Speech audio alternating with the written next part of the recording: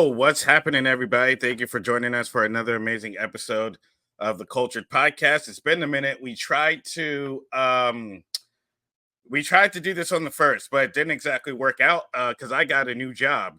I work at a restaurant now, and it's the only place where a black man shows up that the Mexicans are actually afraid that he's there to steal their job.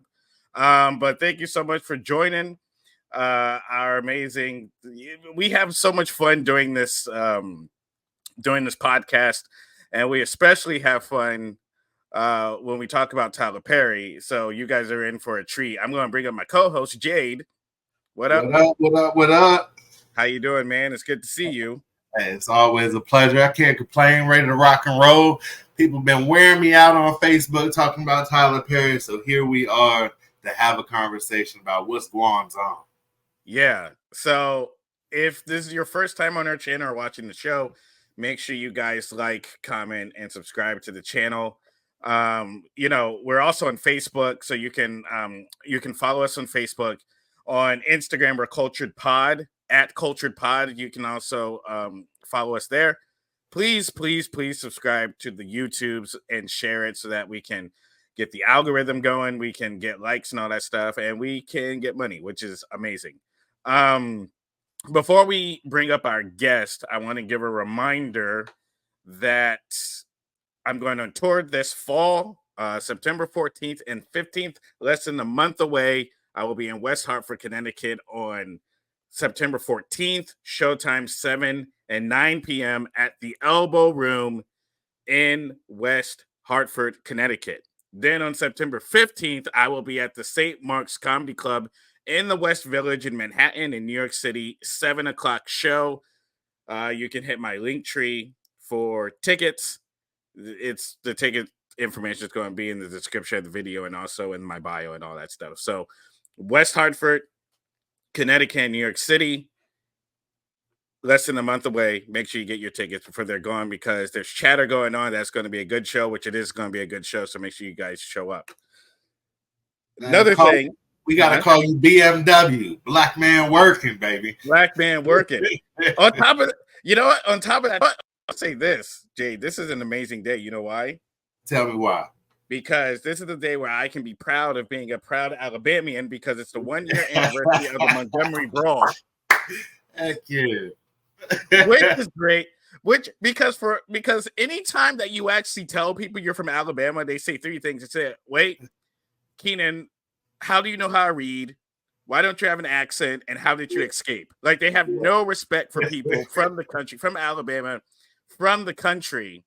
Yeah. So the fact that we had a viral moment where Black people came together and destroyed the stereotypes that people have for us. Like, we don't come together. We can't swim. Yeah. We're the ones causing trouble. Nah, dude. Order was restored. Order was restored. At least for one day. It was the title. We need more of that. So shout out to the 1 year anniversary of the Montgomery Brawl. Just want to get all those things out of the way before we bring up our guest. Our first guest that we have, very cool person, good friend of Jade's. And if she's a friend of Jade's, she's a friend of mine. If she's family of Jade, she's family of mine on the Kultur'd Podcast. Please welcome to the stage, Ebony. What up? What up? Are you muted? Let's bring you back to life. I'm so sorry. Look, I'm sitting over here cracking up, laughing at you guys. I'm so happy to be here. Did you want to go swimming today?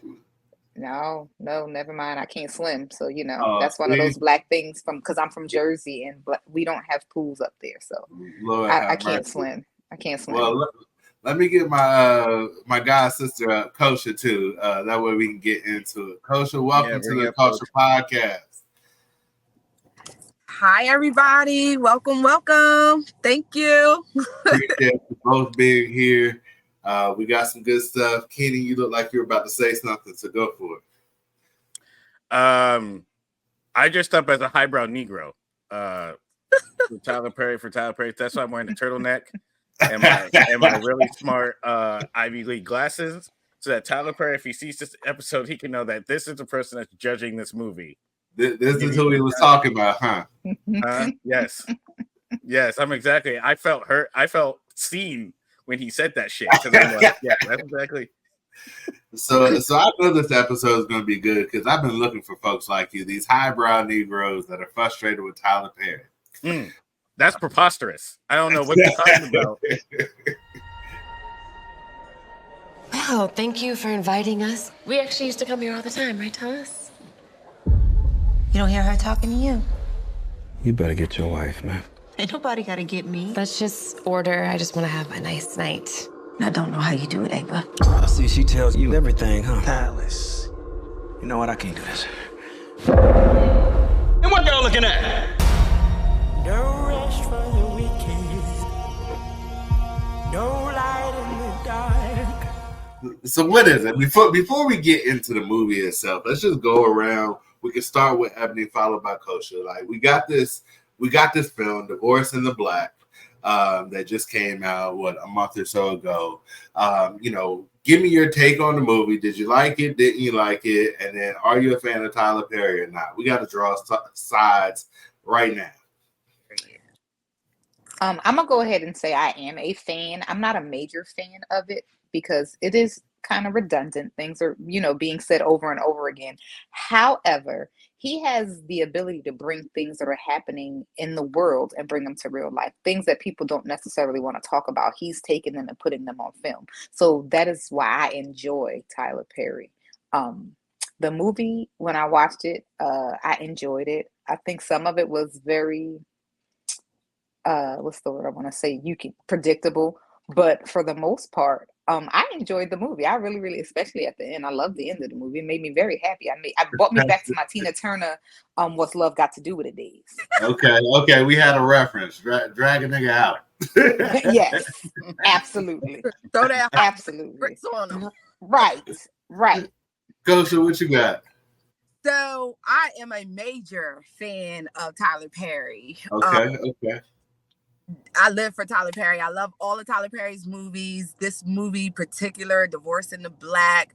It was a good movie. I did enjoy the movie. Yes, kind of redundant and predictable, but it's real life. It's things that are actually going on in our Black culture daily. Absolutely. And it's just good to be able to see it on film. So I'm a fan all around the board. All right, I'll go and then I'll leave it to Keenan. I feel like he's going to be our voice of dissent for today. But in general, I'm super respectful and proud of Tyler Perry and all the work that he's been doing.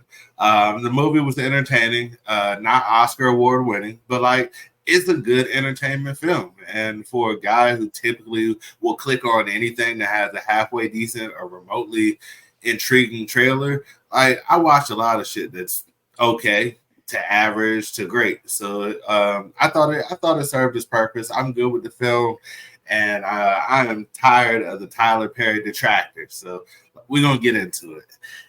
Keenan, how we feeling? Well, first of all, point to number one.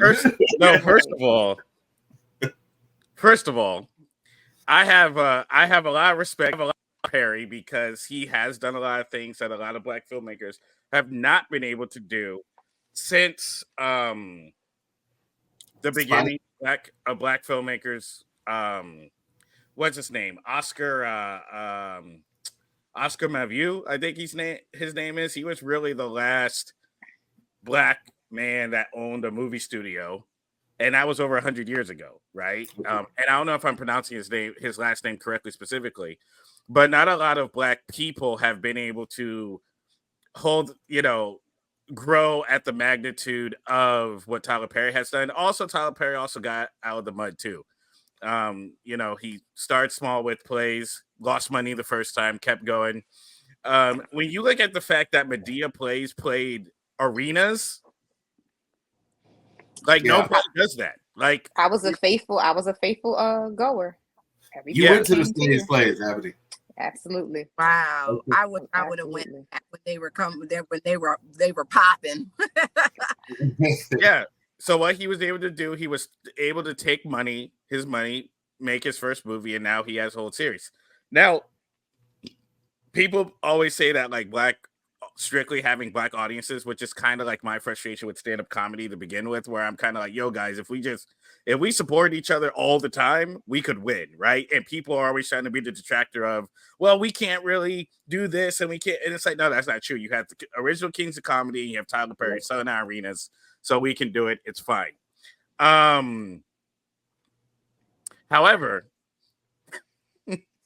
every time somebody starts off like, it's all good, or with all due respect, I already know. However, we need to talk about Tyler. There's something wrong with Tyler Perry, and the amount of people that are faithful to. Okay, first of all, I'm so mad at the parts of Tyler Perry movies that I like. Okay, speak your piece. What is? I am almost upset how much, because I always end up watching Tyler Perry movies and I end up laughing. I end up laughing at the whole movie because the movie is so ridiculous. And then when we get to the point where it happens, then I'm like, it's a love-hate thing for me. It's a love-hate thing. I will say this. Tyler Perry makes movies for people that have the Obama portrait next to their portrait of white Jesus. No way. Tyler Perry writes movies for people that keep defending Kamala's blackness. I'm not saying she ain't black, but me and Kamala are from the suburbs. I get it, right? Tyler Perry writes movies. Wow. Tyler Perry writes movies for people, for women specifically, that hate Simone Biles' husband. Get out of here. What? That's who Tyler Perry makes movies for. Like, So all I'm saying, I don't agree. I think you're reaching just a bit. I like you can't. Let me bring my finger so you can see. I think you're reaching. I agree. Totally. Tyler Perry makes movies for the entire black culture.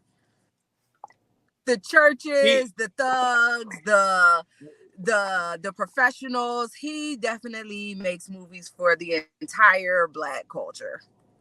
We're more divided on Tyler. Kamala Harris and Tyler Perry are the two black people that have divided the black community. I'm telling you. Oh, they did. I don't think the black community is that divided on either one. At all. There's one side that are like Tyler Perry movies are trash, and then there's other sides that are like Tyler Perry movies are the greatest movies ever made. You know why? Yeah, we got to that divide. The divide don't see a lot of saying that. Right. Ebony, you go first, and then Kosha. Yeah, Ebony, and then. So the divide is there because what he's doing is bringing awareness to what's going on in the culture, and people who are not ready to be aware and who are not ready to be woke in that aspect of what is really going on in our culture. Those are the people that are like, I don't want to watch that. That's trash. That's trash. That don't happen for real. That shouldn't go down like that. But no, in reality, these are real life scenarios that are taking place. And he's just saying, hey, wake up, little girl, who might potentially be going through the husband going upside her head. And now I decide to walk away. And now you chasing me because, oh, you thought you were the catch and you're not. And now they're saying, hey, baby girl, this is what you might need to do. And I'm not saying pull out the shotgun on nobody. But if you got to get some hot grits and burn them up, then we're going to play grit ball again. That's what we're going to do. We're going to play grit. We're playing grit ball. So I got a question for you, Ebony. So, this isn't how I feel, but my question is, do you think that it's strictly because people don't want to see it? Like they're involved in respect. It's like you're putting our business on Front Street, or do you feel like some people might have went through that and they go, well, I don't want this to be on film. Like which one, or is that two sides of the same coin?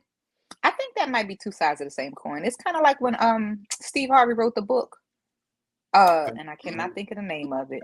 Think Like a Man. Think Like a Man. Act Like a Lady. Men bashed him. Men tore him up because he was breaking down the secrets of the manhood. And they did not like him, and they did not want to hear it, and they did not want to put it out. And I feel like that's the same thing, and that's the same way a lot of people, because I feel like the people that don't like Tyler Perry are probably more men, because his movies are giving women empowerment. So they're like, you know what? You know what, Ebony? That makes me think about when church and when the preacher's talking, it's like, if I step on your foot, stay out, or something like that. You know, like, or ain't nobody. I wish I had a church in here for somebody to say something. Right. You know, and I feel like that's where it's at, where it's just like you want to be seen. So we talk about representation often on this podcast. Absolutely. And like there is representation. Now I think there's a certain group who has a blind spot to some of these situations that are existing. And I think that's what you were saying, Ebony. It's just like in my life, no, I don't see a lot of this stuff. But I know 10, 15 people who have been through situations or experienced something or know someone where it shows up. And if it's showing up, then we should talk about it because it's going to impact not only those relationships specifically, but every subsequent relationship that may happen after that. So I jumped in. Kosha, go ahead. I know you had a take. No, that's okay. Excuse me. I just totally agree with what Ebony is saying. It's just like Tyler Perry created these movies, and it's pulling the sheet. It's uncovering secrets, and like the culture that I'm from, the Black culture that I'm from. I'm African, so my family is Ghanaian. Things that happen within our families is not necessarily something that we want broadcasted. Everybody wants to keep it hush hush. You know what I mean? So I think that it's kind of like poking the bear when Tyler Perry posts some of these movies, because it's absolutely bringing awareness to people that don't know that these type of situations actually go on in a home. Like Jay, for example, my god brother, his home was totally different than my home. You know what I mean? But I relate to a lot of these movies just because I've seen absolute different walks of life than he has. Same town, you know, we grew up in the same town and everything. So I think it does bring a quite a bit of awareness to people, and I think that people need to know. Do you guys honestly think that people don't know?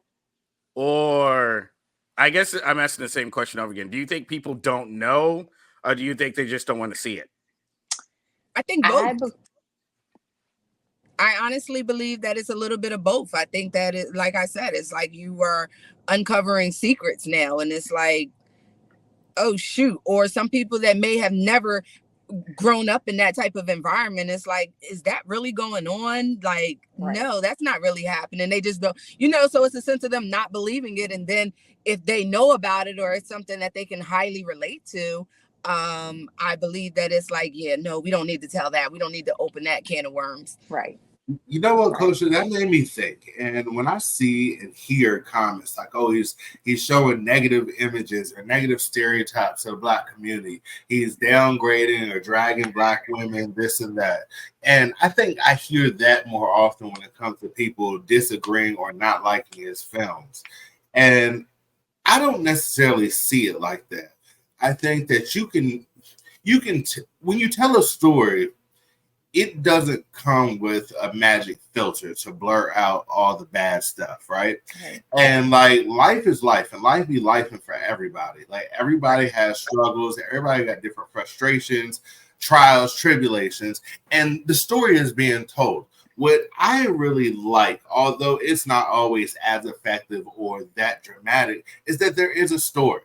And there is a message in terms of empowerment and self-love and self-worth and growth and going through hardships, enduring hardships, and being able to work through there to see the light at the end of the tunnel, so to speak. So I see a ton of value in that. Although I guess the other side of the coin is there's a lot of, I don't know whether I say gesturing or like joking and hilarity within the film that may detract from the overall message.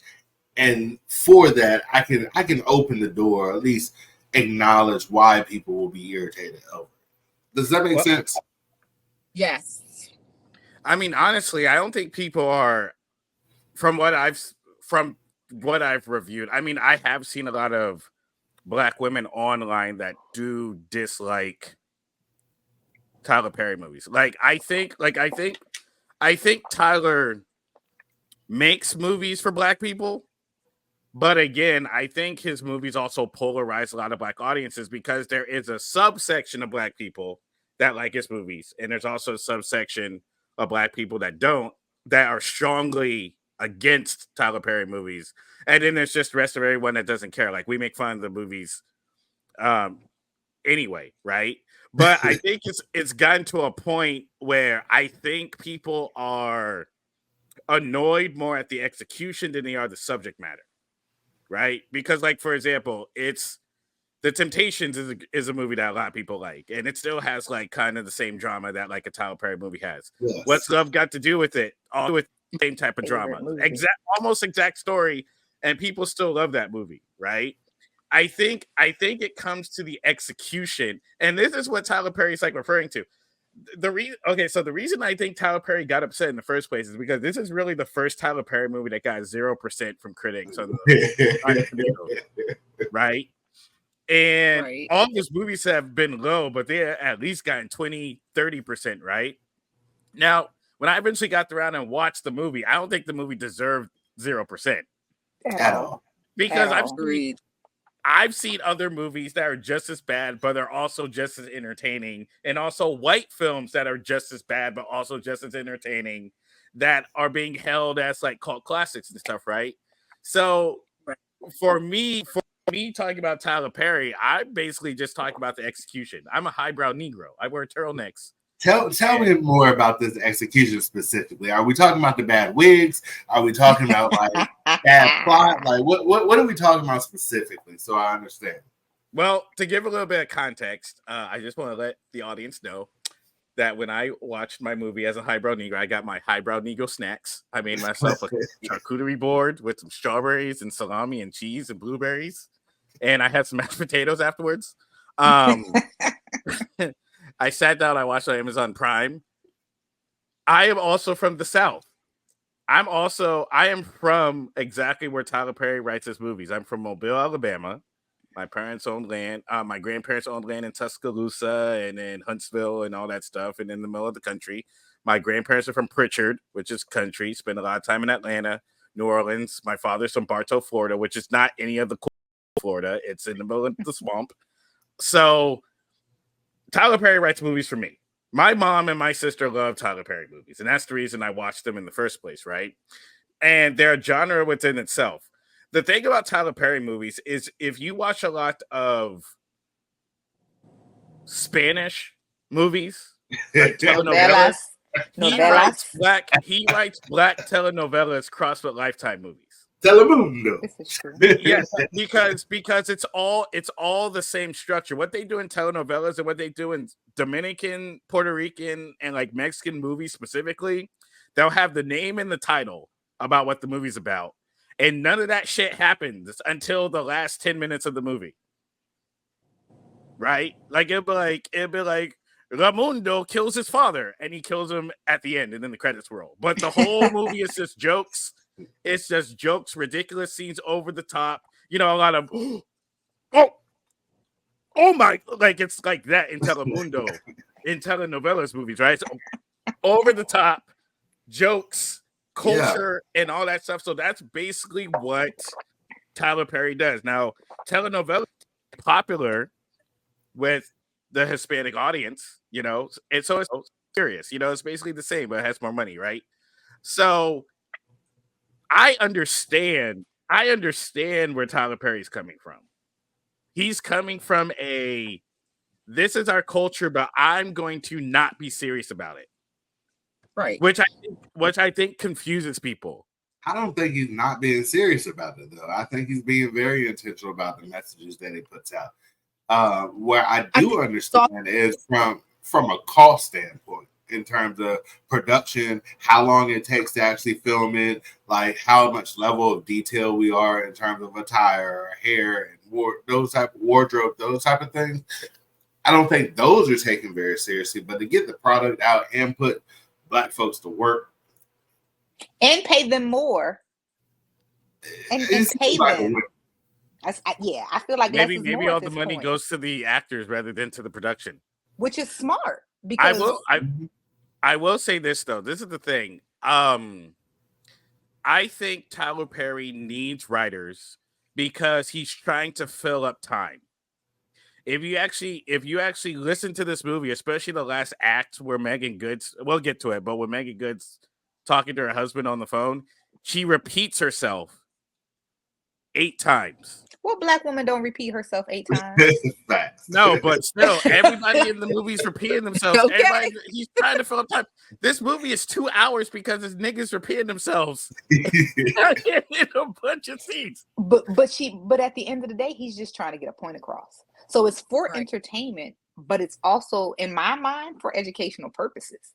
Like, I need you to hear what's going on. And it's so funny because my husband walked in, I was watching, and he was like,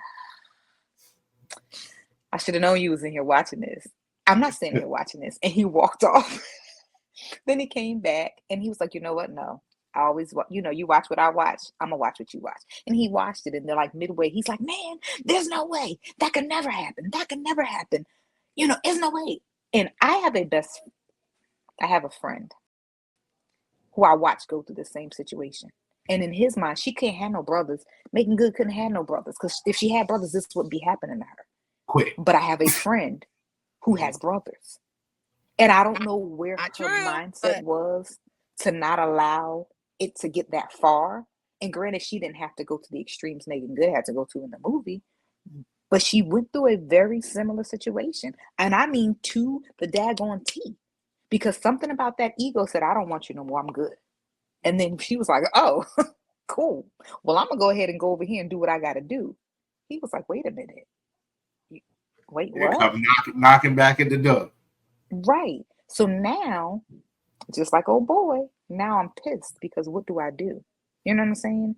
And I feel like that's the reality of it, that there are situations out there. People are embarrassed to say it because it's always what goes on in the house stays in the house. Don't tell my business, all these other things where Cole was saying, like, we have so many things going on and we're told not to tell it. It's happening. It's happening. And somebody needs that.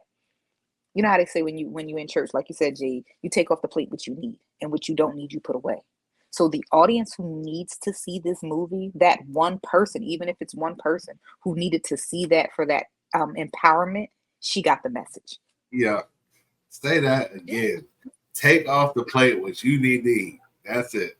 Are we seriously saying take what you need from a Tyler Perry movie and throw the rest Absolutely. Yes, that's the same thing you do. That's the same thing you do with books. That's the same thing you do with any other piece. It's life. Like, people can give you a whole story. You can witness situations, and like there's a message. There's a word tucked in there somewhere, and you got to take what applies to you to be a better person, wherever that lands. For me, like, I didn't have a whole bunch of huge takeaways like that, but like I took away my laughter and my entertainment. I mean, opening scene, and I want to get into the film. The opening scene, baby, had me. It was hilarious. Well, get the body. So, hey, get them up out of there. So I'm like, I'm definitely locked in. The note I wrote down when I saw that, I said, this is the first Tyler Perry movie to open with a heist. I'm like, they must have, because that was the first scene that was they made memes about this, right? So we already knew that it was a scene in the movie, right? Right. But the context of it made sense. You know what I mean? Like, people were like, oh my God, it's ridiculous that they took the body. But at the same time, it made sense. Perfect sense. Right? Perfect sense. I mean, so we have. How did it make sense? What'd you say to that again? I said, how did it make sense? Elaborate on that a little bit. Well, first of all, we opened the movie in the middle of a conflict between this family. Yeah. Mm-hmm. I also find it interesting how Tyler Perry kind of speaks on elitism and class in the Black community as well. Because I called her Lizzo and her kids. What's the name of the woman? I don't actually. What's the name of the mom? I don't remember her name. Mama either. Beltran. Beltran. Mama Beltran or whatever, and her kids. They opened that scene in the middle of like an action scene. It's Linda Beltran. Ursula Robinson is her real name. So this is how it makes sense. They're sitting there at their son's funeral, at their brother's funeral, and the preacher is giving the sermon, saying what he's supposed to say, and then he says, "You know what? I'm gonna judge you, motherfuckers, while I'm at it." Right. And you're right. And I'm sitting there like, what? Like what? Yeah. At the funeral, you ain't gonna like take him to the side at the what's his name? No. Repast No. over some Listen, potato salad Keenan. and be like, yo, we need to talk That person about. said you reap what you sow.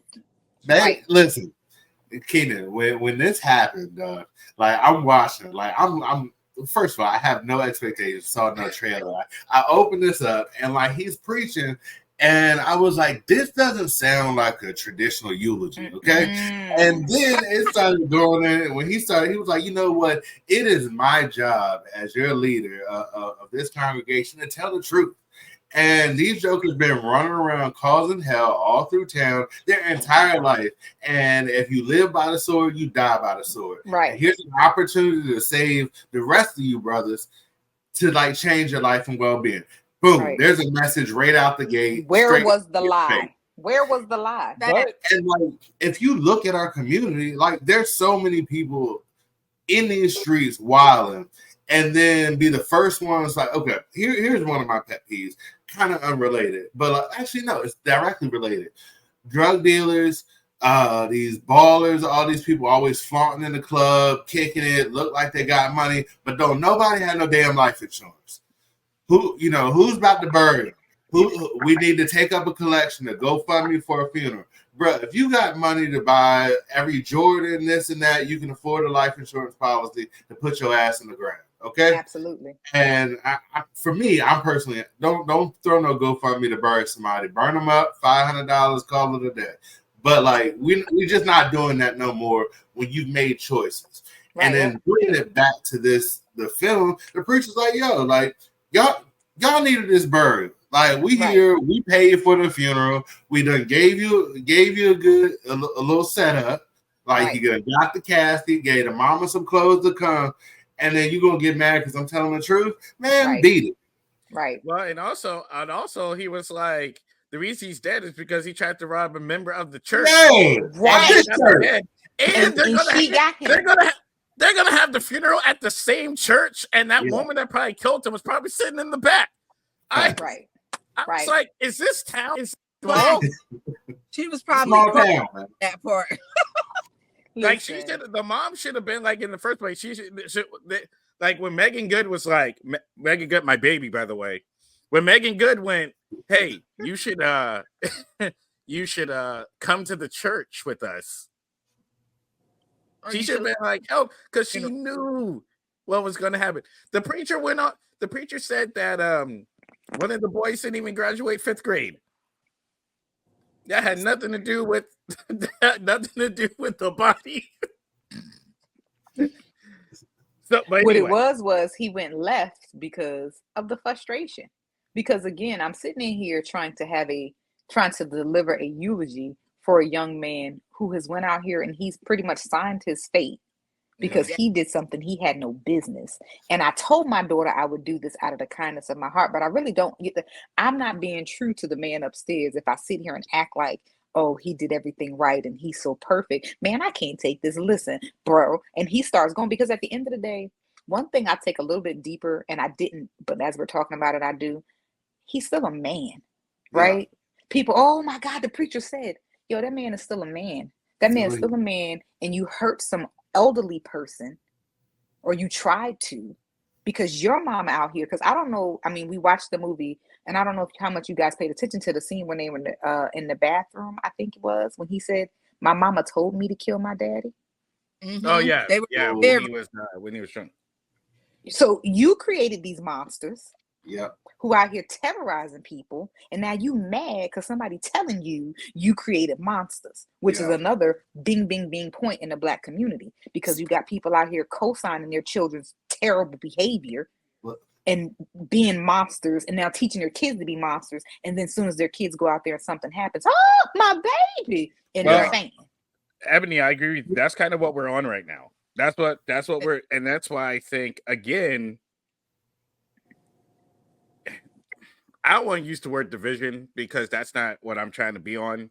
But there's it gets to a point where you start saying, when are you going to take responsibility for your actions? Right. Exactly. And I think Tyler Perry's on that too, in the sense of we're still in 2024, the drug dealing culture, the violent culture and stuff, that's still like you were talking about people don't want things known, but like in entertainment, that other stuff is also glamorized, right? The thing about Tyler Perry is Tyler Perry criticizes it in his movies while the other side kind of glorifies it. Now, Right. that might not necessarily be their doing. There might be someone else pulling the strings to like encourage them to do that, whatever. I mean, maybe, but at the same time, you're responsible for yourself, right? You're Right. responsible for your choices. But I feel like that's a big part of what leads our youth confused. You know what I mean? They listen to rap videos and rap music and stuff, and it's glorified, bang bang, shoot 'em up. Then you have Tyler Perry that's criticizing them, and it's like they don't know which end where they fit in at. So it's very confusing, actually. The fact And that you say that, go ahead, finish the thought. I'm sorry.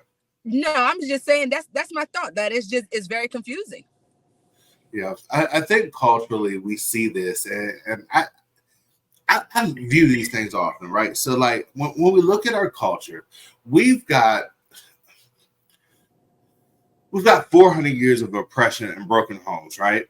And when you look at how that shows up, it hurt people create hurt people, unfortunately. And if you don't know better, you haven't been taught better, or your experiences then justify or validate how you treat or bring up your kids, who then do the same thing and then have, similar situations. Like my boy said, hating ass parents have hating ass people marry hating ass people and have hating ass kids. But at the end of the day, like what you pour into the youth is what shows up in our society. And when you have a broken home and a broken mother, then leveraging her voice, most likely because that's the only thing that she has that unconditional love for, who loves her and follows her and respects her and does what she tells them to do. Like that gives her power, which I don't believe she's experienced in her life, right? Mm-hmm. And when you see that show up, you can use your powers. Like superheroes can be for the good or they can be for bad. Parents are superheroes to their kids, and either way that can play out. And what we see is a hurt mother then allowing and encouraging behavior for survival, which I believe, whether it was slinging drugs and hustling, it was to keep the lights on and to keep money coming in, because it didn't seem like a high level of education, it didn't seem like a high level of responsibility, and we have a cascading effect. So when I start looking at these films, like this happens in our culture. Like when it comes to just from education, like is education important? Are we sending the kids to school? Are we making them do homework? Are we making them when they come into a room that they speak to everyone and say hello and address them by Mr. or Mrs. or uncle or cousin or whatever that may be? There's some folks out here, they don't do that crap. And they don't have those values, those fundamental core principles, and don't know that they need them. Right. So then when you call them on this stuff, it's like, oh, you stepping on my foot. You disrespected me. You coming at me. No, I'm trying to give you context that this may not be the best way to live your life. And there's other ways to do so. So I'll yield there. But I just want to lend like a historical like landscape of how these things cascade from generation to generation and then show up in our communities. And most people who don't live in these major metropolitan cities like the LAs, the New Yorks, the Phillies, the cities, if you're in a rural area, this shows up a hell of a lot more often than what we see on a day-to-day. But I'll yield there just in case anybody else. Just to piggyback off of that, you have these broken homes and you got mothers trying to work day in and day out to take care of these children. Guess who's raising them? Most of the time they're raising themselves. As long as they're over a certain age, 10, 11, most of those kids are home by themselves. So guess what? They're watching these movies. They're listening to these rap videos. Like I said, it just builds further confusion. Yeah. And to say real quick, it's funny how they're saying that Tyler Perry is putting these women on blast and all these other things. Nobody talks about the hip hop culture and how these women are viewed there. Nobody talks about how these women are degraded and how these women are talked about and how the empowerment or the power has been taken away from women, through the music, because women are called all kind of names up and down, right? But then when he turns around and he puts the power into the woman's hands, through trying to remind, the woman that you don't have to take this, you can have it. I love her girlfriend. Her friend, that's me. Yeah. That's my girl. Yeah. Like, she was like, I don't care, and I'm not scared of you. And when she said maybe it's the Jersey in me, I was like, all day, baby, because that's what we do. We don't play them games. Ain't nobody got time to be bowing down to you. You're not gonna do this to us, right? So for me, I'm like, you don't hear none of that. You don't talk. He's not, I love Cardi B's music, but Cardi B's not corny. What's the girl, little red girl, look like an alien off of Men in Black? Sexy Red. Yeah, nobody's talking about Sexy Red and how nasty she is. Nobody's going, oh my gosh, she's terrible, blah, blah, blah. But then Tyler Perry gets up here and says to this woman, hey, get your power back and snatch that man up out your house. Oh, Lord, why Tyler Perry doing that? He need to get rid of that movie. What? Yo, Elliot. But Go I ahead. will say we do talk about Sexy Red, and we do talk about how bad rap cultures are, but it gets dangerous in these internet streets for us when we but yeah, follow you guys need to follow me. You'll see the conversations we be having. But yeah, continue, Jade. Let me. I think, Ebony, to your point, this is selective outrage. You understand me? It's just like there's so many things that go on that we go to basketball games, football games, and the DJs are playing this music. Hell, we can see political rallies now where this stuff is happening, where it's degrading or whatever. But like, people pick and choose when the heck they want to get mad. And like, for me, just be consistent. Like, if you go on Hotep, be full Hotep.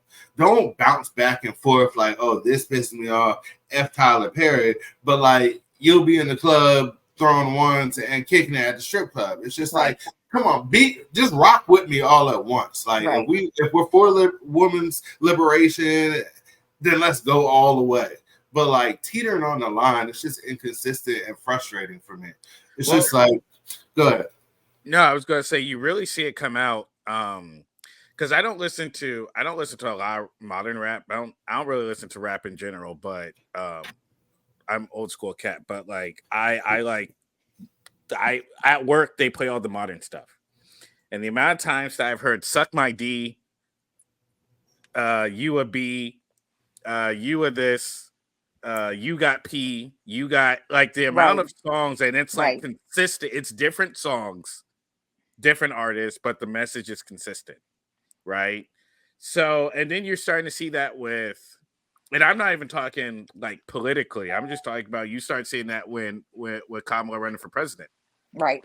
Like my conversation about Kamala is always, I want to hear about the policies. That's what I want to hear about. Right. Right. But now all of a sudden people are talking about she did this and she sucked this and did that and all. And it gets to a point where it's like, even if that was true, who cares? Right. Why violently incensed about what this woman has done with her life 30 years ago, because they're so busy trying to put us in our place. And again, we're only talking about this woman dating somebody. We're not even talking about her policies or her politics, right? Right.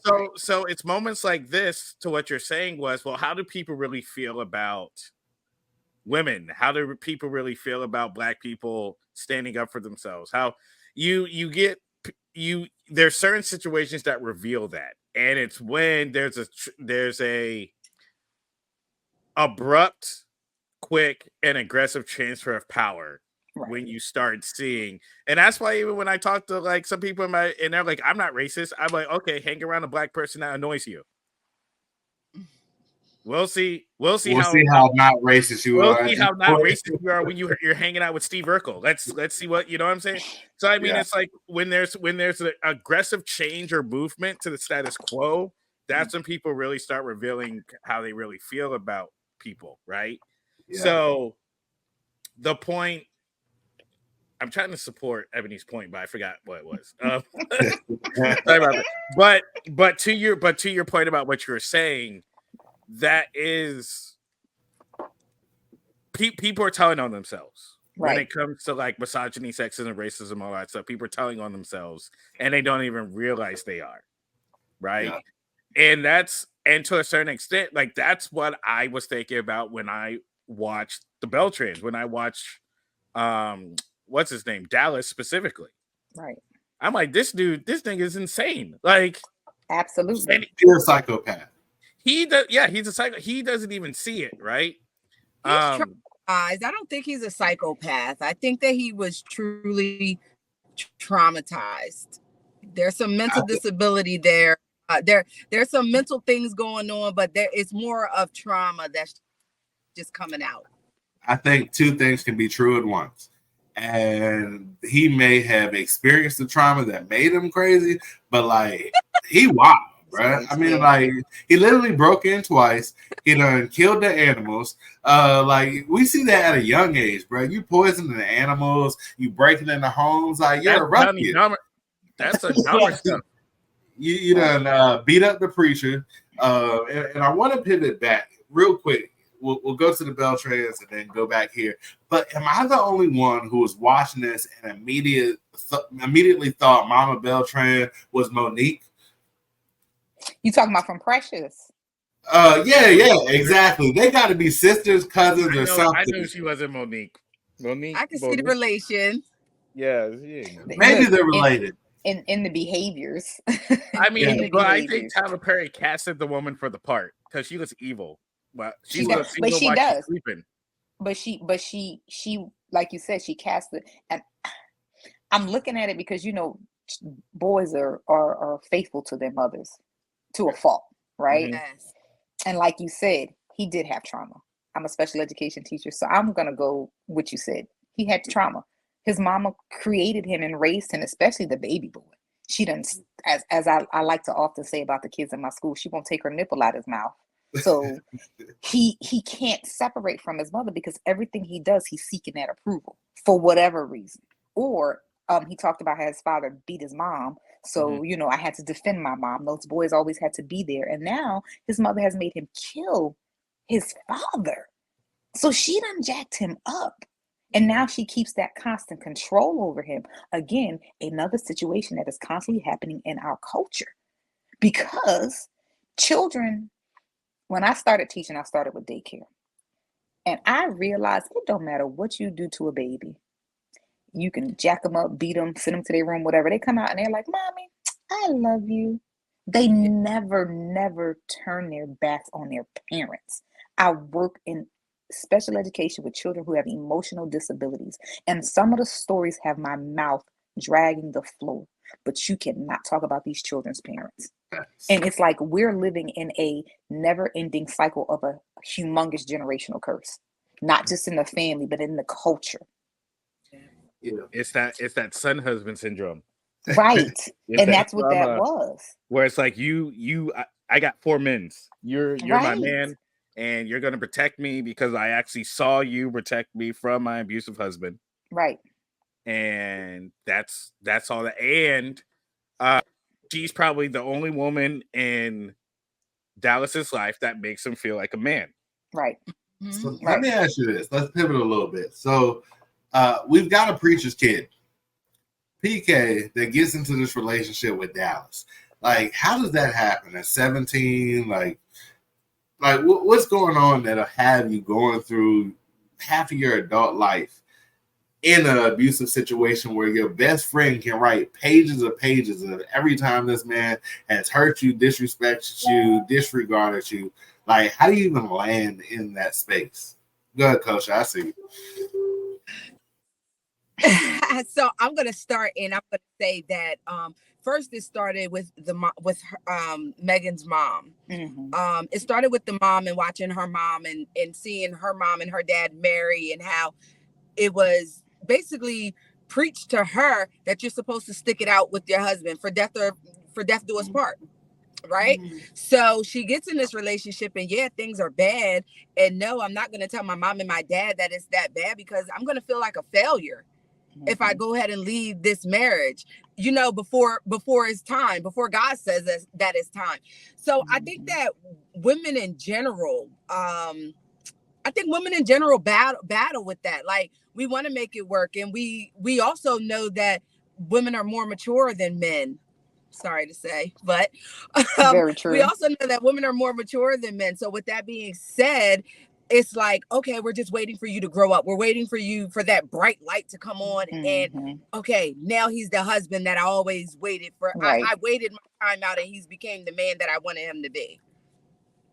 I don't disagree with what you said. There is some data that says alternative.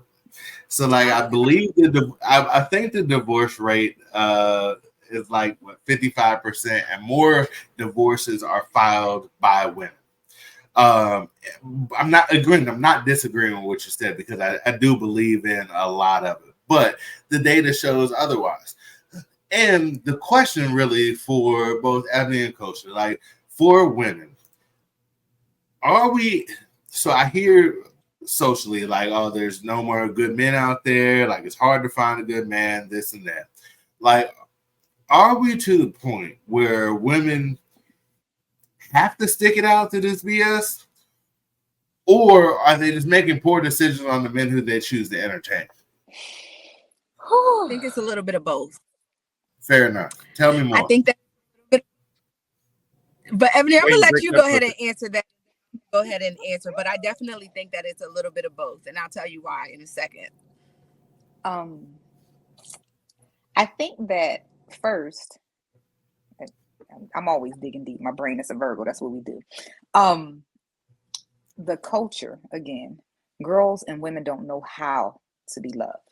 And because of social media, they're starting to figure out they have to be in relationships so much earlier. Again, I told you guys I work in a high school, and I'm looking at these little girls, and they're already talking about lifelong decisions. One of my students came to me one time and was like, Miss Shepherd, I don't know what to do. My girlfriend is with this boy, and he's beating her. And he beats her every day. And she said she can't leave him because it's so good. Little girl, what do you even know about sex to know what's so good that you don't love yourself enough to know that this is not life?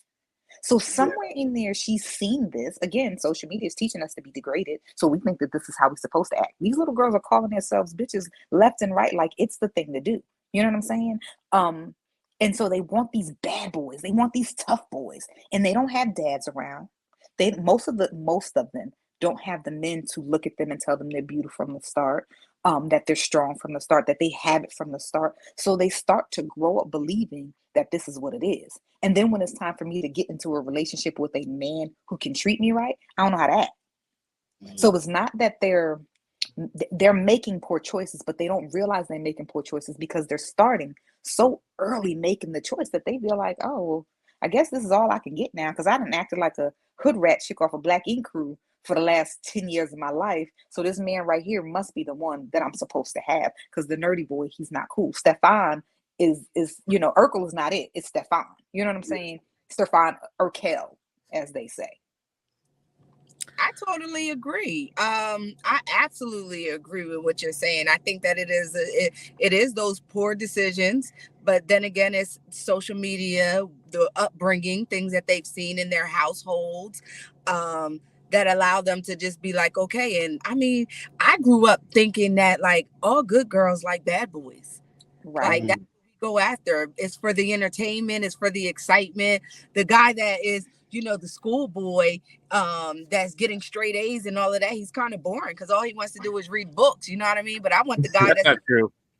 on his bicycle and ride me around town. You know what I mean? Who's telling you all these things? That was my question. Where did you learn this? Who's telling you all these things? Go ahead, Kosha. I don't know. I'm telling you that it's embedded in us. It's just around. That's just what's around us. It is. And then to another point, I think that it's brought a lot of women to a point that they honestly do feel like there's not very many quality men. All good men they're married, they're taken. There's not really a decent amount of good Black men. Yeah. Well, I have just a quick hot take on that. I am encouraging, like, I don't believe that. I think my personal belief is that these single women have made a bunch of bad decisions, ignoring the guys who they were meant to be with. The people who were stable, emotionally intelligent, financially well, whatever that may be, because they didn't have that vibe. It's not a vibe. It's not this. Like, anybody can buy some weed, bro. Like, relax or a drink. Like, you need somebody who can talk to you nicely and be cool with you, care about your growth and progress and your stability, and who can encourage you or support you to fill in those gaps and blind spots that you have, and vice versa. Like, we're looking for complementary partners to make us more complete, not whole, because you should come whole, but more complete. Like, nobody's perfect, so finding those complementary people to supplement your life is important. But I think what happens is the glitz and glamour, the high profile, whatever that may be, that allure just stands out so much that you ignore those. How many? All right, let me ask you this: before y'all were in your current relationships, and maybe in right now, how many people have you left on red in your DMs? And, I and, like we, cornballs. and I don't even need a real number. I'm just talking about like none, like nobody's in there. Some, like, a few here and there, or like there's a lot of people sliding the DMs and you laugh and move on. So there's a lot of people that slide in the DM and you laugh and you move on. There is one, and I'm just being transparent here, but honestly, out of all of the guys, let's say that out of 100 DMs that I've gotten within this year itself, one. What? You've had 100 DMs this year? Damn, Kosha. That's right. That's why. One could be quality, but guess what? He's so I don't even know how to say corny? it, but he doesn't. Corny? I don't think that I don't think he grooms himself well. Oh, But he owns a business. He has his parents are, I think he may be even a preacher kid himself. So I think that he does have a lot of emotional intelligence and the stability. He has he can check all of the boxes, right? So he needs a stylist and a hygienist. Yeah. That you could do easily. No. Get in there. I don't want to build my man in that nature, though. I mean, that's easy. That's low-hanging fruit. We're not talking about somebody who needs to learn how to fucking read and write. We're literally talking about somebody who just needs to clean up and polish. That's low-hanging fruit. Go ahead, Keenan. I'm sorry. So I'm going to come at it from a multifaceted conversation, because we're talking about accountability and responsibility on all sides. Yeah. I think people need to stop trying to use people when it comes to relationships. Absolutely. Unfortunately, I think social media and dating apps has brought a "what can you give me" type of vibe, and unfortunately, it is somewhat one-sided. Now, I'm saying this from a nerdy man's perspective, right? I listen to women complain about dating, and then I go on dates with those women, and it's evident why they're single, but they don't know that because no one tells them, or no one that they respect enough tells them, right? I'll give you two examples. I've cooked for women before, and I took a girl to like Disneyland once. The tickets were free, by the way. I took a girl to like Disneyland. I've cooked for a woman or whatever, or a few, and there's little things that you notice, right? You notice that if she doesn't want to sit in the kitchen with you while you're cooking, or when you're done eating, she doesn't, even though you're in her house, she doesn't help with the dishes.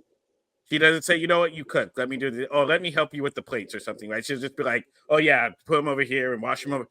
Or when I took a girl to Disneyland, we got a bunch of corn dogs and we ate corn dogs and we didn't finish all of them. So she gets up from the table and walks away, and I had to clean the table up, and throw the stuff away, the trash away, right?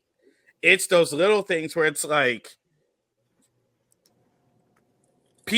normal people that are trying to date you know that you're not a team player, know that I'm going to have to work and come home and take care, because you think that you just deserve to be taken care of across the board, right? So that ends up killing it for a lot of men and women when it comes to dating, right? So I'm just saying, women also need to realize that they can also be corny. Like they can also be corny and they can also not be dateable. Like it's not just it's the men's fault. Y'all can also not be fun. You understand what I'm saying? Keenan, what you were talking about is something called self-awareness and self-accountability, which when it comes to women, in my experience, I've talked to and experienced a lot, it is very hard for some reason. And I have not been able to figure it out. When it comes to self-accountability, it is like literally trying to run through a wall for some reason to just simply say, I messed up. My bad. I could have done that better. Like, you can get feedback without it being an attack on your entire moral core. Right. And like, it's okay. Nobody's perfect. But when it comes to that, like, I've had relationships where we've had an argument or disagreement where like you're arguing and talking to me about emotions, right? And then I say, well, this is what actually happened from a factual time-stamp dated situation. And everything that's factual and concrete versus these feelings, it gets disregarded and spun back to the feelings versus say, hey, I could have done better, or this could have been different. And that's wild to me. I want to bring it back real quick. I just want to say one more. Back. Let me just say something. Wait a minute, Jay. Don't just say that. Can't get in and out. My bad. Yeah, I'm gonna bring it back to the movie. Real quick. Let me just say this to his point. It's not about, you can't take accountability for something that you don't know or you don't understand. And so what I mean by that is if I'm telling you that you're doing this wrong, so let's say you have people that wash dishes and some fill the sink up with soap and water, and then you have people that just run the faucet and wash the dishes, right? So if you're telling me that, oh, you shouldn't be washing dishes like that, it doesn't get clean, you may want me to take accountability for that, but at the end of the day, it's like in my mind, I'm like, you're wrong. So it comes down to the teaching. It comes down to the teaching. That's a preference one, not necessarily a right or wrong. The dishwasher is the right way. So, well, you're absolutely right. The dishwashing. Oh, go ahead, Ebony. No, go ahead, Keenan. You say your point, and then I'm gonna go ahead and I'm gonna say something. But go ahead. Well, I got a second point too, but I guess I couldn't with it. But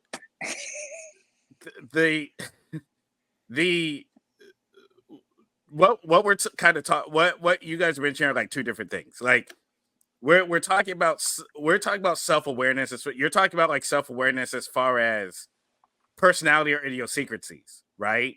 What I'm talking about is that there's a clear line that's trying to be drawn, but I think it's picked at the wrong standpoint, right? Like it could be, I'm not going to do dishes because I don't want to do wife things when we're not in a relationship, right? But the fact that you think that is wife things when I'm at your house and I'm doing something for you, that's weird. You know what I mean? That's a weird thing because you're trying to set all these standards. It's kind of what we were talking about, like Megan getting with this guy in the first place. With guys that you're not really into, you're on a date with them, but then you start setting these boundaries in weird places when it's not even for like another guy. Like it's like you'll hook up with another guy, but you won't clean up the corn dog shit. Like it's like it's a weird boundary. It's a weird boundary. The thing about it, Keenan, the thing about it, and this is to Jade and Keenan's point, we both talk about, experience. We're all talking about experiences and relationships with, for us, the male's perspective and y'all from the female perspective. We're all heterosexual individuals. So we're all going to have the negative perspective because, of course, you've only dated women and we've only dated men. I do believe that the point is that what's happening is we're crossing paths with people that we're not interested in. Because I know before I got into my relationship, and we've been together 10 years now, I would get approached, but I'm getting approached for the wrong reasons. Like in the bad part, like think like a man will wait you out. You will go out of your way to tell lies after lies, to volunteer lies, to do something that you have no intention on doing. And I feel like I grew up around a bunch of women, and this is not male bashing. This is to speak to the strength of who I am as a woman. So I'm not looking for you to come in and take care of me. I'm looking at you to come in and compliment me. But when you go out of your way to tell, and I hate liars. So you go out of your way to tell me lies, and hang on as long as you need to get what you need. And 9 times out of 10, a man is coming out of his mouth disrespectfully talking about what he wants to do sexually. Bro, get out my face with that. Go ahead somewhere. You can't even hold a conversation and you talking to me about what you're trying to do. Bro, get out of my face. And I think that that's what's happening because there are so many other individuals, women, who have enabled these men and making them think they the shit. They could do what they want. They could say what they want. They can act like they want. That when they come to somebody that's talking to them like they got some sense and saying, baby, listen, okay, this is what I got. So what you trying to do? Then it's, oh, she asking for too much. She want this, she want that. No, man, because I don't mind washing dishes. He cook. I ain't doing both. He understands that. He cooks, I wash dishes, we clean up. It's a nice little wrap. But nobody's having a conversation. We just going into the relationship. What normally happens is people start having sex first before they start talking. And now you realize, dude, I don't like you. I don't like you for real. This was a mistake. But now you done already got yourself in a relationship. The woman don't want to walk away because she don't want to look like a hoe. The man don't want to walk away because you know what? She's convenient for me for right now. So I'm going to go ahead and I'm going to stick with her. Until you realize after a long time, now we roommates, neither one of us want to be together, but we don't know how to say that we should walk apart because I don't want to be the one to break us up, and you don't want to be the one to break us up. Well, I also think that men size up what a woman's worth is within the first probably week or so that they're talking to her. Yeah, and then they front and lie about who they really are. And then, and so I think that's why I think at this point, I unfortunately think that a lot of women, and again, it's both sides.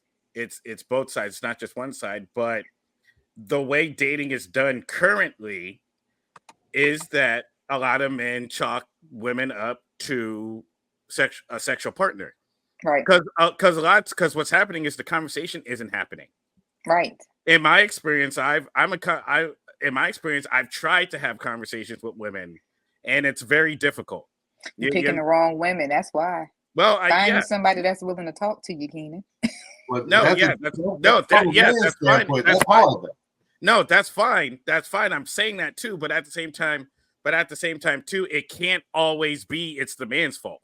Y'all gotta also take the accountability that some of y'all don't know how to have a conversation. Some of y'all don't know how to just what's the word? Have like a normal relationship because both parties have a lot of this tension that's above them that either they're nervous, they don't know what to say, they want to do stuff that they think is what they need to do, and it's so it's like, yeah, you can say I'm not talking to the right women. That's fine, but it's too many of a percentage. It's too many of a percentage. And on top of that too, I'll say this too. Most do dating apps and all that stuff anymore because I talk to women in person, and those are amazing relationships. All of my girlfriends have all been met in person. Most, like 99% of my girlfriend had all been met in person. I think what's happening now too with the advent of social media and dating apps is that I think a lot of people in general are living algorithmically, and they think that they can communicate with people the way they communicate with them online in person.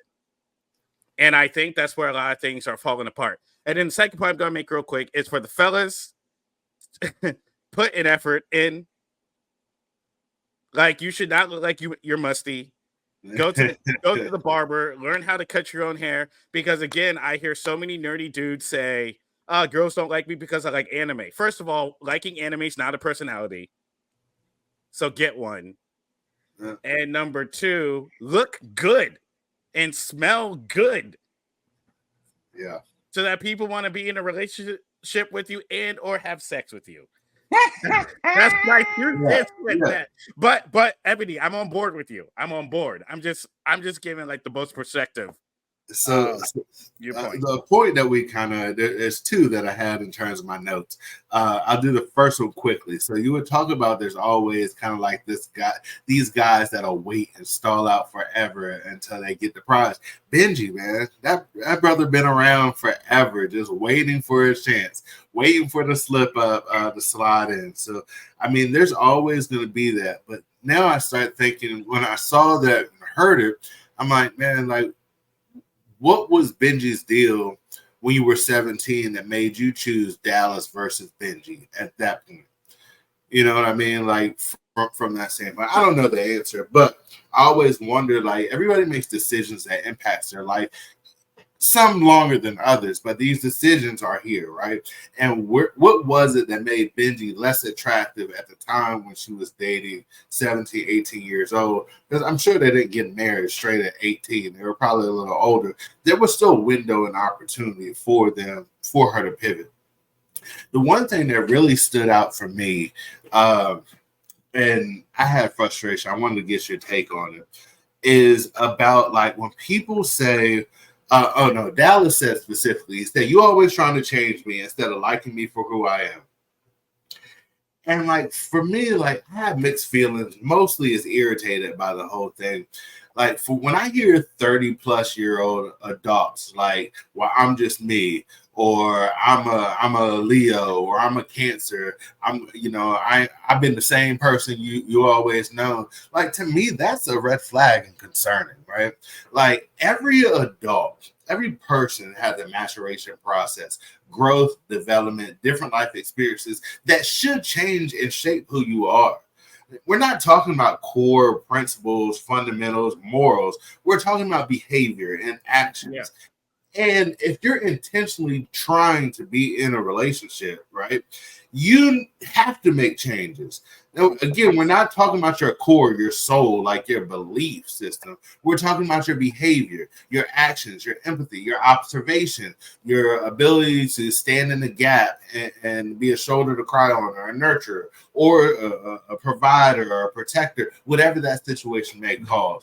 So, like, I get concerned when I was like, when you're 21, you don't behave like you were at 5. When you're 30, you're not acting the same way you were at 21. When you're 40 plus, you're typically not acting or behaving how you were at 30. So, like, if you don't have that same growth, compromising, and trying to, really have a sustainable and respectful relationship, you can't be the same person you were forever ago and unwilling to change.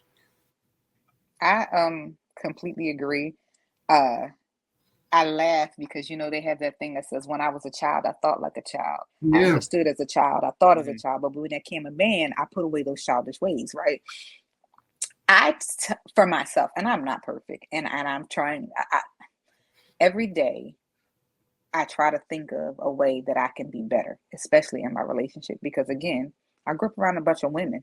I didn't see my dad. You know what I'm saying? And again, we didn't bash men, but it's just different when you don't see a model, right? Yeah. So I'm always trying to be like, okay, you could have did that differently. You could have said that differently.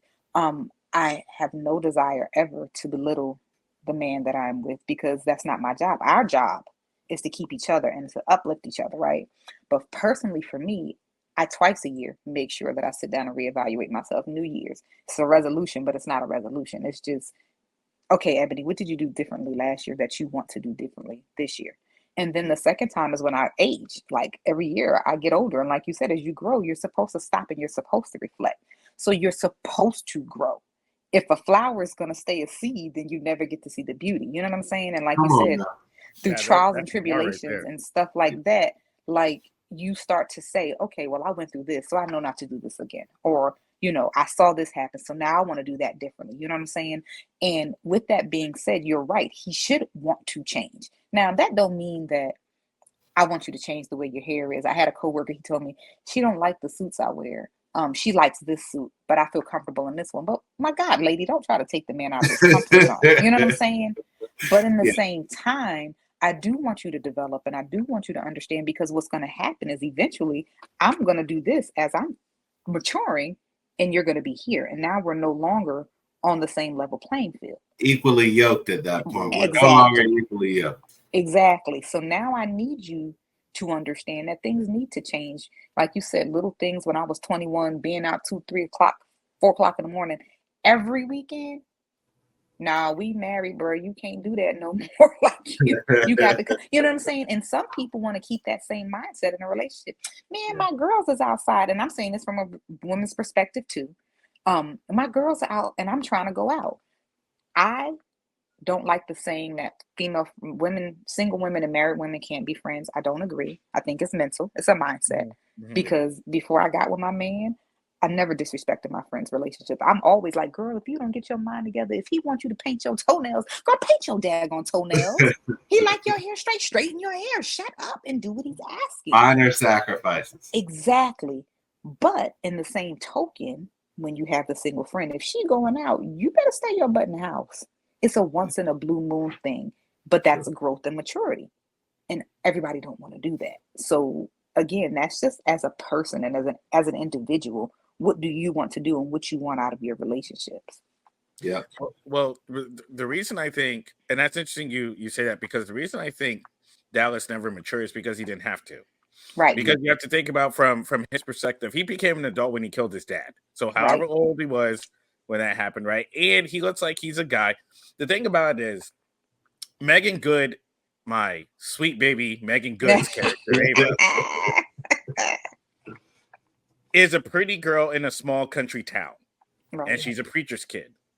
So probably what happened with him, Benji was probably corny. He was probably a nerdy kid growing up, and he just grew into his prime, right?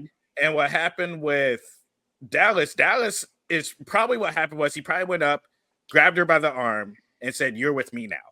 And she was like, "Well, I guess here we go. I'll fall in love with him or whatever." And then he was probably the man that she lost her virginity to and all that stuff. So then it became her ecosystem. So she's like, "This." Go ahead, Ebony. Go ahead. Can I lend another perspective? What if she saw the hurt in him and she was trying to fix him? Because you got a lot of women that try to do that too. They try to heal them. They try to love them through it. So maybe it wasn't necessarily that he was the bad boy. She saw the hurt because she's the preacher child. They mentioned that in the movie. Remember in the beginning when they're in the car, she says, you because remember they said, and Tyler Perry's smart for this. He said, remember the cats that you used to try to rescue when you were a kid? That's what you're doing with niggas. Like you're always like rescuing people and stuff. So look, Megan Good rescues people in the movies and in real life. God bless Jonathan Majors. But that I think I'm in that perspective. That maybe would have saved her, is because he's really good at heart. He's really not a bad dude. I really think if he was busting her upside the head from the door, I don't think she would have done it because her dad was crazy. Even when the girl was like, "Did your dad read it?" And she was like, "No, girl, my daddy would have killed him." Like, I think that if that was the case, I don't think she would have stayed. I think she kept trying to see the good in him and thought she could love him through it and she could help him change. And she didn't realize how much she was tearing herself down while she was doing it until her daddy showed her the video and said, "You see that smile you used to have? You no longer have that smile. So while you're trying to fix him, you're tearing yourself apart." And it was like sad when like the dad Clarence, he had that whole conversation with her in the living room after they watched the video where he was like, "I don't know what I did." You know what I mean? We don't know what we did to make you make such a bad choice. Right. Like he's one of those preacher fathers. He's like, "You made a bad choice and we have no idea why you did it, because I love your mother with all my heart and I tried to be a good father. I treated you like a princess. I treated your mother like a queen and all that stuff. We just don't get." And then like in the beginning, I was like, her friend was like, no, her mother said, "What else does he have to do?" And this is before they knew all the stuff that he did to her physically. They go, "What does he have to do to get you to leave?" And I was like, well, if she didn't leave him over those sideburns, then she's not leaving. Like, something drastic is going to have to happen to her for her to be like, "I'm out. I'm out." So listen, we can't ignore red flags. And there's yellow flags, there's orange flags, and then there's red flags. Right. And Crimson red. I think we almost need to create like a rubric. If these fall in the X category, this falls into this. Like, hey, there are deal breakers and hard walkaways, and like I want to say today, not that I'm the voice of all Black people, but like Black women, like you can't fix and save everyone, and it's not your role or responsibility to do that. We've got to stop wasting time trying to fix broke niggas. Period. Like that needs to happen at youth. And if that doesn't happen by 18, 21, it's a pretty good chance that's not going to happen for that person. But you need to devote your energy to finding people who are mostly healed, at least. Quasi healed something. But like broken people, like it's too much stress. Y'all got it hard already as is. Than to raise and try to groom and uplift the full grown man. Now, if we talking about like Kosha was talking about, he just need a shower and a haircut. Easy fix. We're talking about a yellow flag. But like when we've got these behaviors and mannerisms that are rough, like these are red flags, and we've got to normalize moving the hell on. My dad always used to tell me, if the shit gets too thick, thin the hell out. I like that. So this is just a point I want to make about the movie itself. The issue that I have with Tyler Perry movies is that he's too on the nose when he comes to writing. There's no subtlety in his movies whatsoever. He says exactly, and it's almost like Tyler Perry sits down and listens to Black Manosphere podcast and like women complaining podcast because he's like, okay, I'm going to take all that stuff and I'm going to like put it in the dialogue of my script. The dinner scene, for example, right? The dinner scene where Dallas leaves my baby, Megan Good, Ava at home. I'm like, what the? I was like, what? Like, I kind of understood the funeral scene. I was like, okay, this is getting kind of, that's ridiculous that he got treated that way. But then he leaves her, and then they go to the restaurant, and she's trying to make the best of it. He's like, man, he's like getting drunk, he's screaming. She's like, I just want a nice evening. And I'm like, yo, you're married to this guy, right? And he's saying all of the podcast things. He's like, yeah, man, Black women ain't shit. Yeah. Like, I'm like, what? But again, what is happening? I'm like, where'd you get this husband from? Craigslist? Like, I'm like, what is happening? But again, it happens. It really does. You have men that, you have people who belittle their partners. I'm not going to keep saying men who belittle women because I'm a woman. I'm going to say people who are belittling their partners and they don't care because they've gotten so, I'm not going to say they don't care. They've become so accustomed to it. I think she said it when she was on the phone with him or while she was going upside his head. You have gotten to the point where you started to believe you were the prize. I forgot who I was. Yeah. You ain't nothing. And that's the problem. Is because he had broken her down so bad emotionally, she forgot who she was. And she was like, now you don't woke the bitch up in me. See, now you got what you gonna get. And since you ready for it, come get this fire. Because go ahead. I don't know. I was just like in my mind watching, like her friend is saying, girl, what you doing? Girl, what are you doing? And again, it took her father to say to her, it took him saying, I'm gonna leave you. I'm done with you. And even then, after all of that, no matter how bad he treated her, she still went home and she cried and she like mourned that divorce.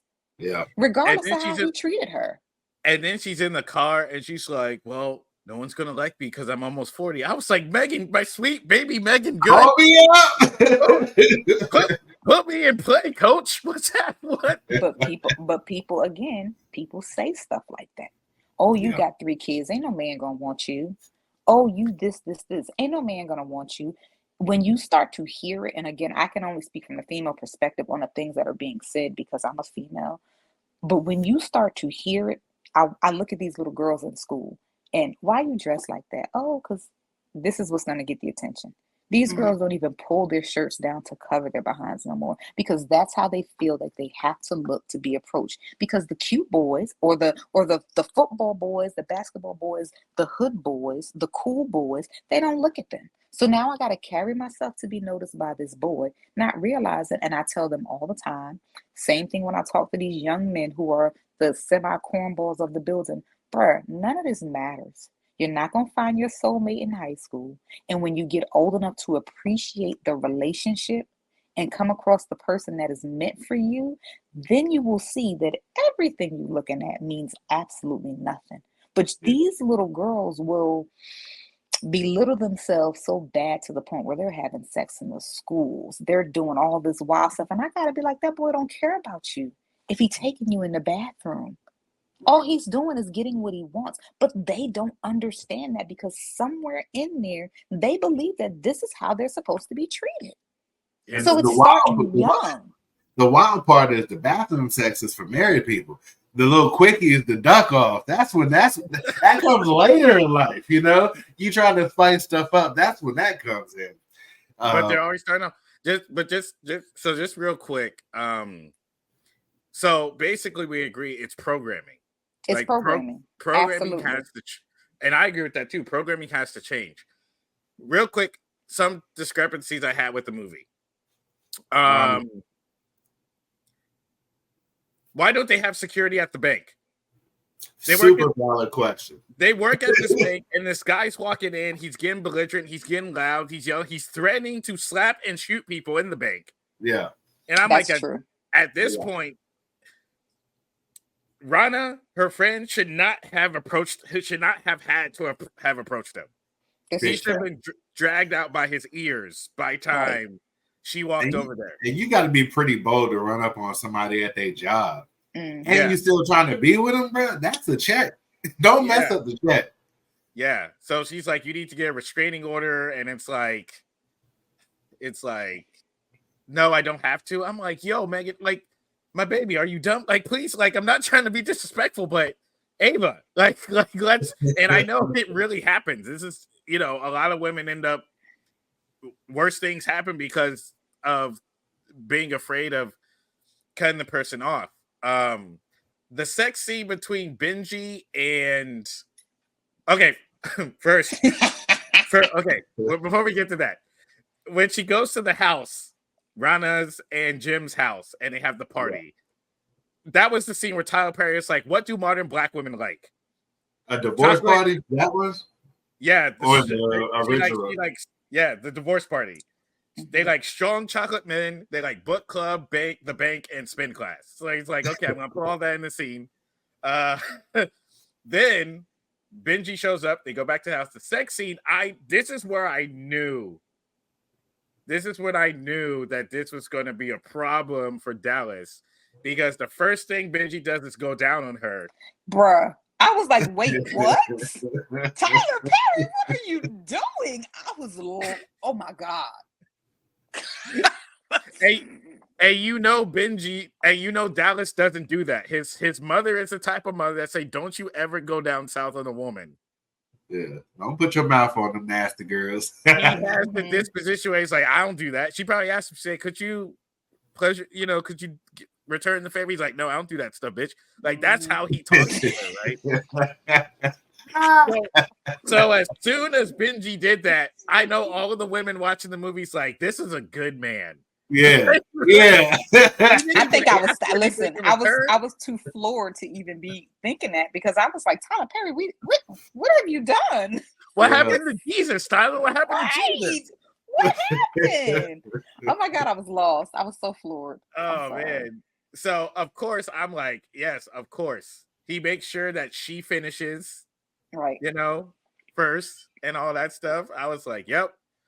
That's exactly that's like what's going on. Now, when Dallas shows up at the house, first of all, gas in Georgia must be real cheap, because they kept going back and forth.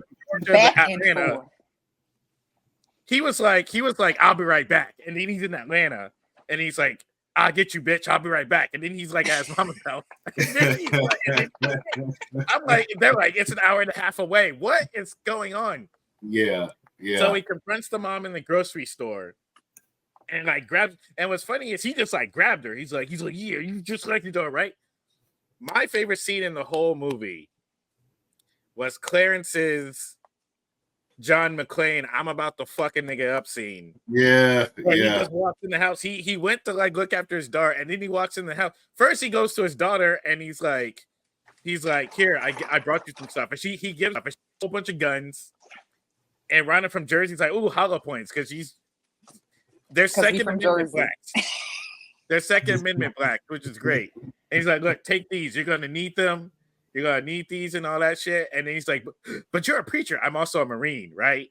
Then he finds out that his wife got gripped up by Dallas. And he walks in and doesn't even say anything. When he like pulled out the gun in the hand, I was like, fuck yes. Yeah, it's about to go down. It's about to go down. I'm like, yes. Then he gets in the car and he drives. And they're in the same town, by the way. Somehow, she calls her daughter and she goes, hey, your daddy's going to go get killed. And they go, we're an hour and a half away. We'll be there as soon I'll be right there. Right. I'll be right there. The Call the people cops. live 10 minutes down the road. You're going to Right. wait. Right. Yeah. You better But call there Tyler was- Perry and ask him to borrow his jet. There was no room, like you said, how he was filling space. I think that was one of those things. Like he set the scene and, everything looked good, small town girl, blah, blah, blah. And then to turn around and be like, oh, but we're going to be there. Like, what else were you going to put when he ran? Because what he did, storming out the house, saying, I'm getting ready to kill this nigga, is what he was supposed to do. Right. But then I don't know what to put in between. You know what I'm saying? The execution was just trash. I mean, like, one, I was mad. So, like, for Clarence to talk all that shit, go over there, I'm about to defend my wife, my daughter's honor, this and that, and then to get shot and beat up, I'm just like, bro. Like, but what was he gonna do though? Because even if he the mama, shoot the boy, shoot all of them. If you going over there, you went over there with the guns and the intent to whoop ass. So get busy. What are we talking like somebody about? I know. You sound What just are we like talking somebody about? I know. And also, he didn't clock that those people were sneaking up on him, and he was a It's Marine. their home. You're right. Like they all live there. Like you knew didn't they think were coming. anybody was just gonna creep out somewhere, no situational awareness, just come in and light it up. Like I was upset with that scene. What was the the Marines? Right. Yeah. Like that instinct don't go away where you're like clocking, you gotta clock your 6. Right. Yeah. And I'm surprised Benji didn't go like nothing anyway. So he gets shot in the back of the knee. Yo, what can I say? What annoyed me is how Benji was trying to wrestle Dallas, and he was like, "Yeah, that changed when I started wrestling." But Dallas was still able to handle him for a good little minute, and I was like, "Wait a minute, Benji! Like, why aren't you just beating the brakes off this boy? Why are you struggling so bad beating on Dallas?" But Megan was able to drag this man out of the house. And See, that was Benji weird. also- That was weird for me. Like, why did she drag him out versus him? And then he's like, "Well, help me, put him in the car or whatever." Because she was yeah, mad. he was doing the last day. Now we that know was that why adrenaline Megan, rush. Now we know why Ava did not pick Benji the first time. Right. Because he still had that nerd in him. He was twice the size of Dallas. He was Right. twice the size of all the brothers. When he got at the bar, they were surrounding him, and he was standing over all the niggas. Right. Right. And they were like, "We're gonna put you in the hospital again, like we did." Yeah. And in the funny scene at the end, which is something that women do, is that they tell their ex how much better their man is. That's what Tyler I've thinks. never done that. That's not Tyler, me. I don't do that's stuff like that. That's dangerous. Tyler's like, how can I make this really relatable to modern black women? Oh, I know. I want to have Megan Good call Corey. I'm gonna have Ava call Dallas and tell him how much better the sex is with Benji, and she's gonna repeat it. She's gonna say, "You know what? The sex was so good, lots of sex. He ate me out. He got his dick is bigger than yours." And you know what? I also have a tape. I can show you the tape if you want to see it. Listen, needed to get but him you know back. what that was? That was the plot. She had to get him back to shoot him. Right. She had to make him angry. And everything else she said wasn't bothering. And he was like, yeah, whatever. She said that. He was like, okay, I'm on my way. That's it. You struck the nerve. Like everything else, he probably was like, yeah, whatever. And he probably had the ability to ignore. And then when she said that, he was like, because now she done, you done hurt my manhood. You done took this to a whole nother level. Now I gotta kill you. He's like, excuse me? Yeah. He didn't say excuse me. He got up and left. It was no excuse me. That's how he got to the house so fast. Because he was like, no, she didn't. And then he's like, we're about to have a conversation. And he puts a gun on the table and doesn't use it. Wild. He doesn't Because use it. you know what that is? That's the pride of black people, period. Not black men, not black women, black people. I got to say what I got to say. Yeah, you're going to hear people don't Most people don't fight first. They gotta talk first. That's why you got beat when you was little. Your mama talked through the beating. You Yeah. gonna listen to what I gotta say to you. So he had How to. many times do I got to Right. tell you? Right. He had to say it first, and that's where the problem is on both of their parts. Because I got my ego. I got to talk. I got to say what I got to say. You gonna hear me. Yeah, I know we've been going for a while. There's one thing that I definitely wanted to bring up, just like culturally, because I was torn throughout the movie. So Jim, which is Dallas's best friend, Rona's husband, their relationship was. Let me back up. Like, how did you view like their relationship across all relationships? So you got a friend who's married to the best friend, who has a wilding best friend in Dallas, but also still trying to protect and respect his wife, but also still be a good friend to both Ava and Dallas. And like there was moments where like, hey, get your wife. He'll stand up, but like there's opportunities where he could have interjected, and it was just like, is Jim a good guy, or is he just or a bad guy, or just put in a bad position? Like, where did he land with you all? Ebony, go first, please. I think he was put in a bad position, and I say that because Dallas was dead ass wrong. Like, and I think I put a post not too long ago that says if you co-sign somebody's poor behavior, you too are also part of the problem. And Dallas was wilding. Like it was not like Ava was cutting up and he was being like, Dallas, just chill. And Dallas was going crazy.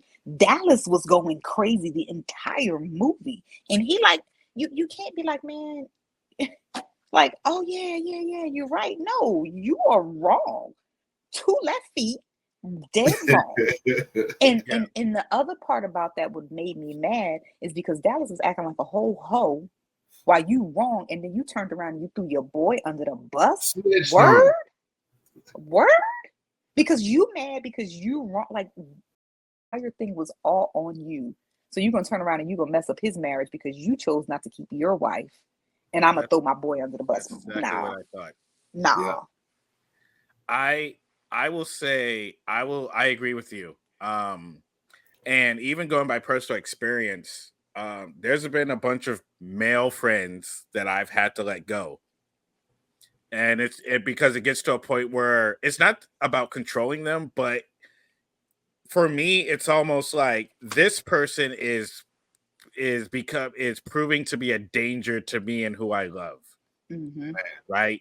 And you start picking up on how people talk, like people that talk about politics and stuff like that, right? There's certain people I've let go because the way that they talk is kind of like dog whistly. You know what I mean? Where you're like, yo, I would never invite you over to the family reunion because I can't trust you. Right. I can't trust you around my loved ones. It gets to a point where you go, you might put me in a situation where I have to put you down. Right. Right. You understand what I'm saying? Yeah. So that's kind of how I felt when I was watching Jim and Dallas. It got to a point where I'm like, Jim is being put in a position where he's like, bro, I might have to kill you. Right. Because it's not just that you're wilding, but you're proving a threat and I can't reel you back in. Right. And for the sake of the safety of my wife, my friend, her parent, for the sake of humanity, I might have to do something about it, right? Mm-hmm. So he's in this situation where he's like, and I know Tyler didn't want to go that far. Like that's not the type of movie that Tyler wanted to make. So he's like, I'm in a weird position because now I'm like, I'm trying to be your friend. I'm trying to be like your lawyer. I'm trying to be that. But then at the same time, I got to protect my people. But I also don't want to hurt you because you're my friend. Right. But it's to a point now where it's like, bro, I can't do nothing for you. Right. So at the end, it's kind of one of those things where when he got shot at the end, I bet he was like, oof, that's a relief. Like, you know what I mean? Right. And what's interesting about when Megan shot him at the end, first I applauded when she shot him with the shotgun. But then it was poetic justice because that's how the movie opened. Yeah. And that's on the mama. Because literally it's like your son did this to somebody. Right. and he was killed. Right. Now your other son did something to somebody, and now he was like, people gave him enough chances to stop, and he did not Right. stop. Right. You wanted a divorce. You didn't want to accept a divorce afterwards, and now you're dead. And as a movie with divorce in the black in the title really didn't make sense to me because it's not really about divorce. I mean, divorce is like a part of the plot, but So it's not your telenovela. it's so much more. If I would have named this title, if I would have named the movie, or if they make a sequel, because at the end, Mama Beltran said this isn't over, which in superhero movies is to prelude something else is coming. to a sequel, right? I even waited to the end to see if there was a post-credit scene, but there wasn't. I would have called this movie, or I will call it the sequel, Tyler Perry's Faithful to a Fault. Because that's what she said. She says, I was faithful to a fault to you. That's what the movie should have been called. I like it. That's true. We got to get you into Tyler Perry's writing room. We got when he starts accepting writers. Yeah, I'm down. Yeah. Before we wrap up, and Keaton, I think you was about to jump into it. My favorite quote, and one that I want to take away, was supporting you doesn't mean lying to you. And it is important for people to understand that. Like, I can support you and tell you the truth at the same time. So that was my take. Go ahead, Keaton. Sorry. No, that's so if we're wrapping up now, we're getting to a point now where we have to ask, and I wish Kosha was here. Man, she dropped off. I hope I didn't say anything to offend her. Anyway, her phone probably went dead. Ebony, if you were in a Tyler Perry movie, who would you? What Tyler Perry person would you be in the Perry verse? I'm Ava's girl, because we're gonna ride together. I got your back. What you need me to do? Where we going? What's up? Like, I'm cool, and and you see how she stayed in her lane. Like, you better watch your mouth how you talk to my friend. And Ava was like, chill, and she was like, all right.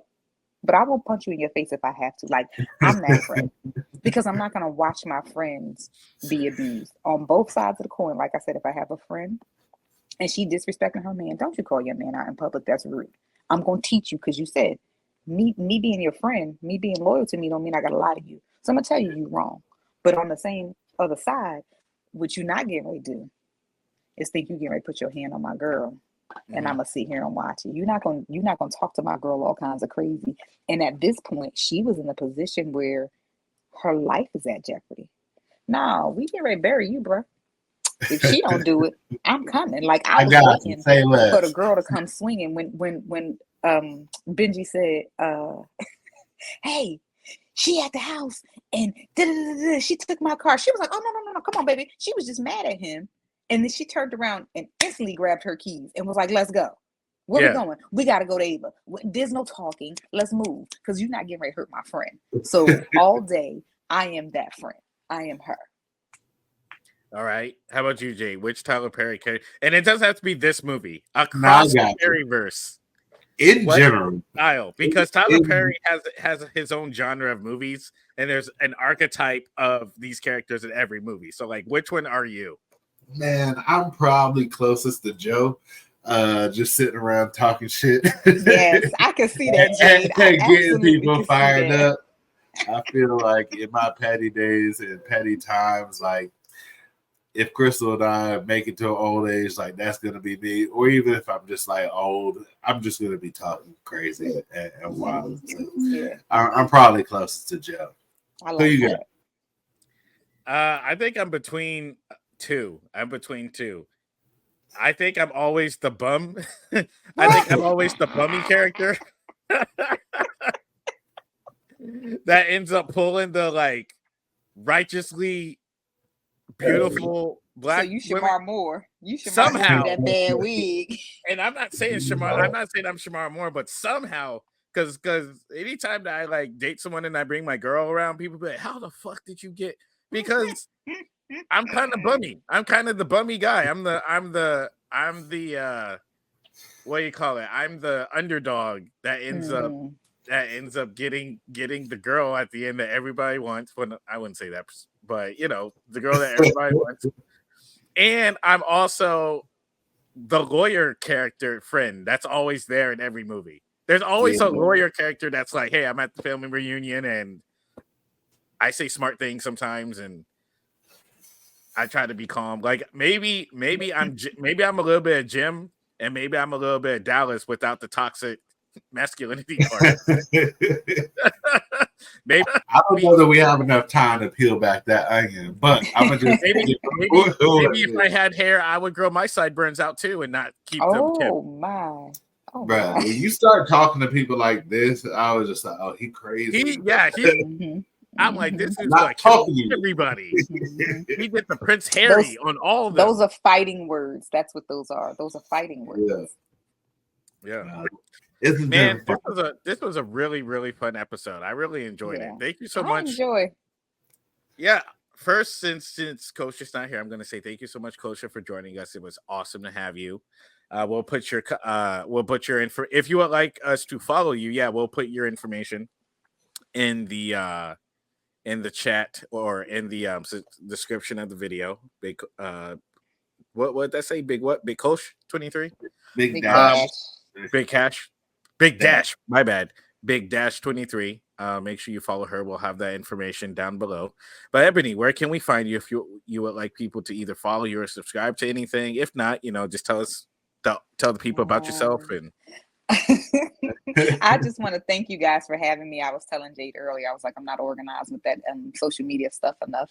But I really want to thank you guys for having me. This was amazing. I really, really enjoyed the organized back and forth that we were able to have, and to see that we can have different opinions and still come to a collective resolution, agree to disagree on certain things and agree to agree on the others. Yes, indeed. Thank you so much. How about Jade? You know what to do. Hey, listen, we rocking and rolling. You can check me out on Instagram at Jade Brandon. You can check me out on Facebook. I think it's just my name, Jade Bars. But holler at me. Come November, we have a Black Men's Wellness Day. Outside of talking about film and the culture, I do try to save some lives. So we have a wellness day coming up November 2nd in Rancho City, the sports complex, where we are saving Black men's lives. Free health screenings, DJ, music, bounce house for kids, and it's all free. So I want you there. Tell somebody, bring somebody. But we want to see you November 2nd. And if you follow my page, we got you. Yep. And the Black Men's Wellness Day is very, very awesome. It's say it again, November what? November 2nd. November 2nd. I found I had high blood pressure the last time I went last year, and I was able to fix it and rectify it. So yeah, Black people in general, but Black men especially, take care of your health. Definitely look out for yourselves and do what needs to be done so that we can be around for our friends and family. Also, you can follow me on Instagram, Keenan J. Floyd. I keep losing followers all the time. That needs to stop. So make sure you guys follow me. Make sure you like, share, comment, and subscribe to our channel. Thank you to everybody that's been supporting us thus far. You can follow us on Instagram and Facebook at Kultur'd Podcast, at Kultur'd Pod, Kultur'd Podcast on the YouTube. And again, West Hartford, Connecticut, New York City, almost a little over a month away. I'm going to be doing shows at the Elbow Room in West Hartford on September 14th, 7 o'clock and 9 o'clock p.m. 2 shows. And on Sunday, September 15th, St. Mark's Comedy Club in the West Village in New York City, 7 p.m. showtime. I got great people on the shows as well. My link, notifications, and all that stuff for tickets is going to be in my bio. And the information is going to also be down below. It's going to be down below underneath the video as well. So thank you so much for joining us for this live broadcast of Kultur'd Pod. It's going to be available tomorrow in an edited version. But until next time, peace out. See you later.